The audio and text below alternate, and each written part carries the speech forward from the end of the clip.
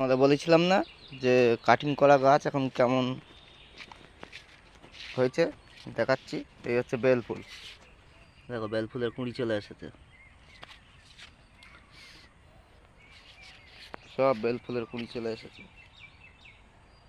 লাগলে অবশ্যই আসতে হবে পূজা নার্সারিতে। এভারেস্টের পর পূজা নার্সারি, ওইটা হচ্ছে। ভিডিওটা দেখতে থাকো। দেখো জবা গাছগুলো কত সুন্দর হয়েছে, দেখো সব কাটিং করা হয়েছিল।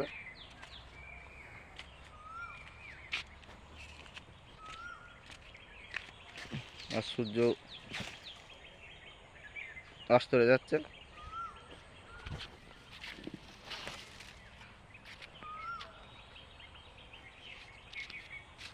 সাদাটা পড়ে গেছে না, এই হচ্ছে পুরুষ ফুল গাছ। সে পরে ফুল ফুটলে দেখাবো কোন। তারপরে এই জিনিয়ার চারা, জিনিয়ার সূর্যমুখীর চারা বসানো হয়েছে। কাগজি ফুলটা লাগছে, দেখো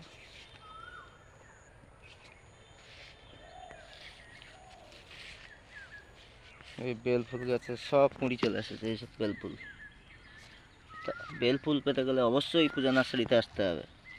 মাত্র 60 টাকা এইগুলো জানে। এসব অ্যালামুন্ডাও তৈরি হচ্ছে, এই খাবার দেওয়া হয়েছে সব। হ্যাঁ, তো সব গাছের গোড়ায় মিক্সচার সার। এখনও গোলাপও আছে, লাগলে অবশ্যই গোলাপও পেয়ে যাবে। মোটামুটি সব রকমই ভ্যারাইটি পেয়ে যাবে, ফল ফুল। দেখো গোলাপটা লাগছে,